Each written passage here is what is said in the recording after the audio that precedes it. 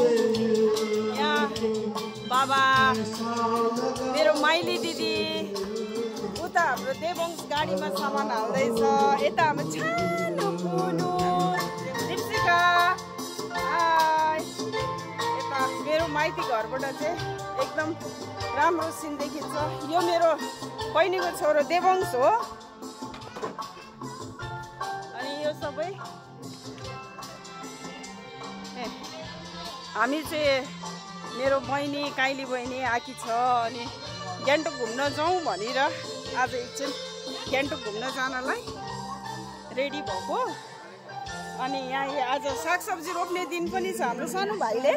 Hello Rohan, यसले चाहिँ सागसब्जी रोप्दैछ आज। अनि यहाँ सबजना हिँड्नलाई लुगाहरू निकाल्दै यता गाडी रेडी छ।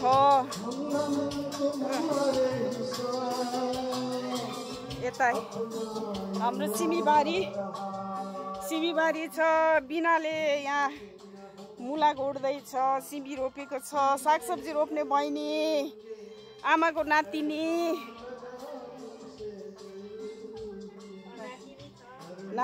पनातिनी। यो चाहिँ हाम्रो घरबाट देखिने सिन हो। यता माथि ध्वजाहरू गाडिएको छ। भुटिया गाउँ भएर यो चाहिँ एकजना मान्छे मरे बापत 100वटा ध्वजा यसरी गाडेको हुन्छ।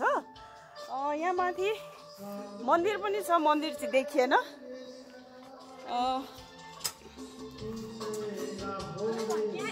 यो मेरो सानो छोरी, बहिनीको छोरी यहीँ फुल बटुल्दैछ।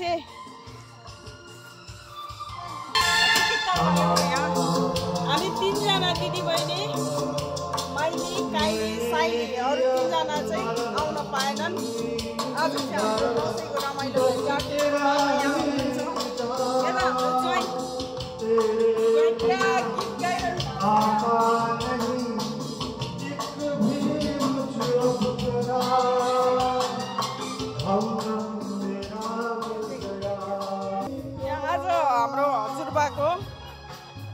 बाबाको तिथि रहेछ। आमाले चाहिँ ज्वाइँलाई टिका लगाएर पैसा दिनु हुँदैछ यहाँ। अनि हामी ग्रुप फोटो गर्नलाई रेडी हुँदैछौँ, ग्रुप फोटो खिच्नलाई। पना दिदीलाई टिका लगाएर आज हजुरबाको तिथि, त्यही भएर अब कसको पालो मुन्नाको, अब काइला ज्वाइँ र काइली बहिनीको।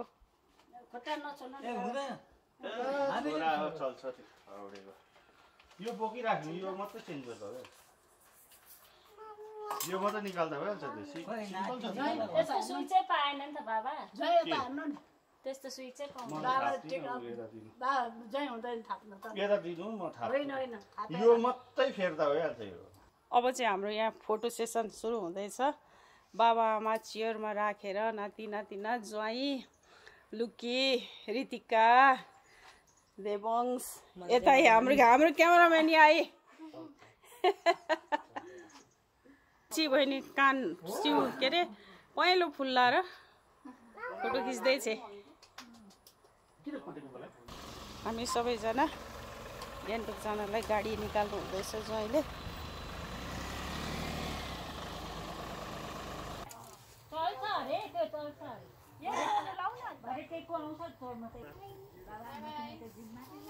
हामी अब जान लागेको।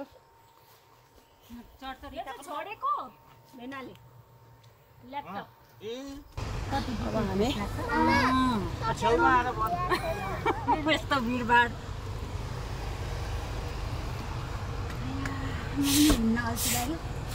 के भनेको?